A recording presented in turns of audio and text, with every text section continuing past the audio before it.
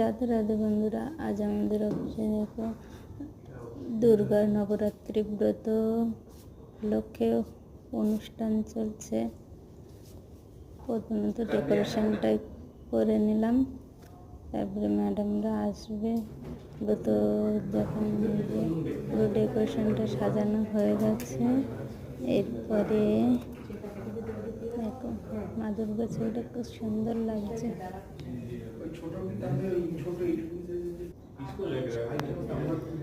ম্যাডামরা চলে এসছে, ওরা কি ডেকোরেশন করবে, সাজাবে, আর পুরো সবাই চলে এসছে।